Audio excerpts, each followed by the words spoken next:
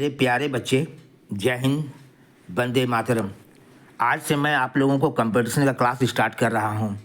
आज मैं आप लोगों को सिंधु घाटी सभ्यता का पूरा ऑब्जेक्टिव जो रेलवे और एसएससी या सचिवालय के एग्ज़ाम में, शिक्षक के एग्ज़ाम में आते हैं, मैं सारा कुछ पढ़ा रहा हूं। बस आप मेरे साथ पढ़ते जाइए और इसको अपने कॉपी में राइट डाउन करते जाइए। अब डेली इसको देखते जाइए, देखिए आपका कंपटीशन में एक पैसे का दिक्कत नहीं होगा। पहला क्वेश्चन है, सिंधु घाटी सभ्यता की प्रकृति या विशेषता क्या है? तो आंसर है, यह एक शहरी या नगरीय सभ्यता थी। सिंधु घाटी सभ्यता कैसी थी? तो शहरी सभ्यता थी, नगरीय सभ्यता थी। इसमें योजना के आधार पर जो है शहर को बसाया गया था। सर्वमान्य काल कितना है सिंधु घाटी सभ्यता का? तो आंसर है 2350 से लेकर 1750 BC, यानी बिफोर क्राइस्ट, ईसा पूर्व। इसको ईसा पूर्व कहा जाता है, 2350 से लेकर 1750 तक। हड़प्पा संस्कृति, हड़प्पा की खुदाई कब हुई थी? तो 1921 में हुई थी। किसने कराया था? दयाराम साहनी ने कराया था।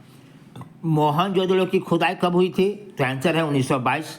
किसने कराया था? राखालदास बनर्जी ने। सिंधु घाटी सभ्यता का क्षेत्रफल कितना है? तो आंसर है 12,99,600 वर्ग किलोमीटर।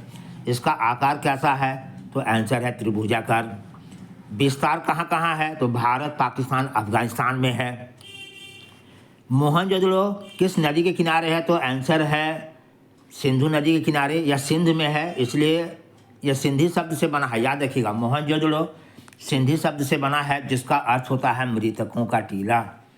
मोहनजोदड़ो किस भाषा का शब्द है? तो आंसर है सिंधी शब्द है। और सिंधी शब्द में मोहनजोदड़ो का क्या अर्थ होता है? तो आंसर है मृतकों का टीला। सिंध का बाग किसे कहा जाता है? मोहनजोदड़ो को। सर्वाधिक लोग किस प्रजाति के थे सिंधु घाटी सभ्यता के? तो आंसर है भूमध्य सागरीय सबसे ज़्यादा थे, और द्रविड़ भी थे। भूमध्य सागरीय और द्रविड़ दोनों थे, लेकिन ज़्यादा थे भूमध्य सागरीय। समाज की प्रकृति कैसी थी? तो आंसर है मातृसत्तात्मक, यानी माता की प्रधानता थी। इसलिए क्योंकि खुदाई के दौरान बहुत सारे देवियों की मूर्तियाँ मिली हैं, बहुत ज़्यादा, इसलिए इसको मातृ प्रधान समाज कहा गया है। मिट्टी के बर्तन में प्रयुक्त रंग कैसा होता था? तो आंसर है लाल रंग प्रयुक्त किया जाता था। समाज 4 वर्गों में बटा हुआ था, विद्वान, योद्धा, व्यापारी और श्रमिक। मनका निर्माण की फैक्ट्री कहाँ मिला है? तो आंसर है चहुंदड़ो और लोथल में। टेराकोटा का मतलब क्या होता है? आग में पकी हुई मिट्टी को टेराकोटा कहा जाता है। सिंधु घाटी सभ्यता से मंदिर का कोई प्रमाण नहीं मिला है, याद रखना है बेटा। आराधना किसकी करते थे? तो मातृ देवी की सबसे अधिक आराधना की जाती थी, और पशुपति शिव की भी आराधना होती थी। नाग की पूजा होती थी, पीपल की पूजा होती थी, पेड़ पौधों की पूजा होती थी, नदी, झील, झरने, पहाड़, सूर्य, चंद्रमा, सबकी ये लोग आराधना करते थे, अर्थात ये लोग प्राकृतिक पूजक थे। पशुपति शिव की मूर्ति कहाँ मिली है? तो आंसर है मोहनजोदड़ो में। इस मूर्ति के नीचे दाईं ओर जो है वह चीता और हाथी है, और नीचे बाईं ओर जो है गेंडा और भैंसा है। इसको ये एग्जाम में पूछता ही बेटा कि दाईं ओर क्या क्या है और बाईं ओर क्या क्या है, आपको याद कर लेना है इसको। पवित्र पशु क्या था? तो कुब्बड़ वाला बैल या सांड, और श्रृंगयुक्त पशु। मुहरों में नहीं दिखता है, क्या नहीं दिखता है? तो आंसर है गाय का अंकन। सिंधु घाटी सभ्यता के मुहर में कहीं भी गाय का अंकन नहीं देखने को मिला है। सबसे ज़्यादा स्थल कहाँ मिला है? तो गुजरात में। स्वतंत्रता प्राप्ति के बाद सबसे ज़्यादा खुदाई से स्थल कहाँ मिले हैं? तो आंसर है गुजरात। चांदी के प्राचीन साक्ष्य कहाँ मिले हैं? तो सबसे प्राचीन साक्ष्य है हड़प्पा संस्कृति से। चांदी का संबंध हड़प्पा संस्कृति से है। कुंभकारों का भट्ठा कहाँ मिला है? तो आंसर है मोहनजोदड़ो से। बैल किसका वाहन है? तो पशुपतिनाथ का वाहन है। पवित्र पक्षी कौन थी? तो फाख्ता थी। फाख्ता। लिंग पूजा प्रचलित था। सिंधु घाटी सभ्यता में कौन सी पूजा प्रचलित थी? तो लिंग पूजा प्रचलित थी। हवन कुंड के साक्ष्य कहाँ मिले हैं? आंसर है लोथल और कालीबंगा में। स्वास्तिक के चिन्ह किसकी देन है? तो आंसर है हड़प्पा संस्कृति की। याद रखिएगा, स्वास्तिक सूर्य का प्रतीक है ना। कपास का सबसे पहला खेती कहाँ हुआ था? तो आंसर याद है सिंधु घाटी सभ्यता में। कपास की खेती सबसे पहले सिंधु घाटी सभ्यता में हुई है। उसके बाद है कृषि और पशुपालन, जो है सिंधु घाटी सभ्यता के लोगों का मुख्य व्यवसाय था, जिसमें भी सबसे मुख्य था कृषि, यानी सबसे मुख्य व्यवसाय क्या था? कृषि। हल रे का प्रमाण कहाँ मिला है? आंसर है कालीबंगा में। हलरेख कालीबंगा।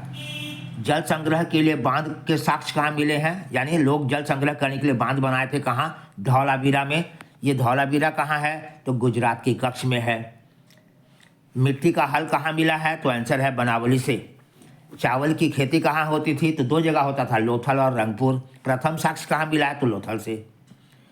हाथी के दांत का पैमाना कहाँ मिला है, लोथल से।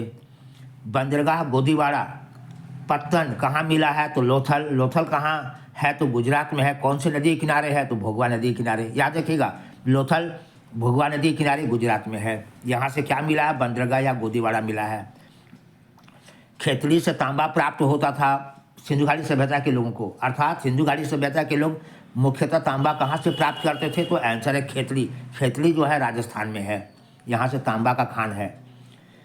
मिठास के लिए यहाँ के लोग किस शब्द का प्रयोग करते थे, तो आंसर है शहद। शहद शब्द का प्रयोग करते थे। तौल की इकाई किस अनुपात में था, तो आंसर है 16 का अनुपात, अर्थात 16 का गुणज। यहाँ सड़क मिला है, सड़क के किनारे किनारे मकान और भवन मिले हैं। भवन में जो है दरवाजे, खिड़की, रोशनदान होती थी। भवन पक्की ईंटों का बनाया जाता था। गंदे जल के निकासी के लिए नालियाँ का जाल बिछा हुआ था।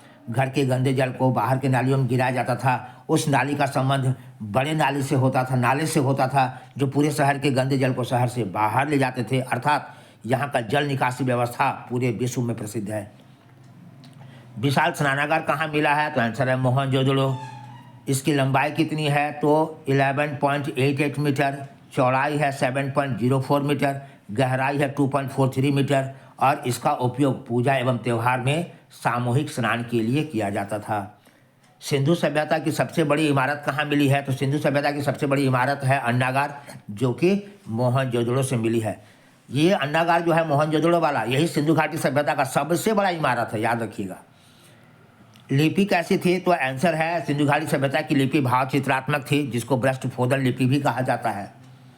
कांसे के नर्तकी की मूर्ति कहाँ मिली है, तो मोहनजोदड़ो से मिली है, जो कांसे की बनी हुई है। सूती कपड़ा कहाँ मिला है, मोहनजोदड़ो से। गेहूं की खेती कहाँ होती थी, तो रंगपुर में होती थी। कुत्ता मानव के साथ कहाँ दफनाए जाते थे, जब मानव की मृत्यु होती थी, तो जब मानव को दफनाया जाता था तो उनका कुत्ता भी दफनाया जाता था। ये प्रमाण मिला है रोपड़ से। रोपड़ कहाँ है, तो पंजाब में है। जय हिंद बेटा।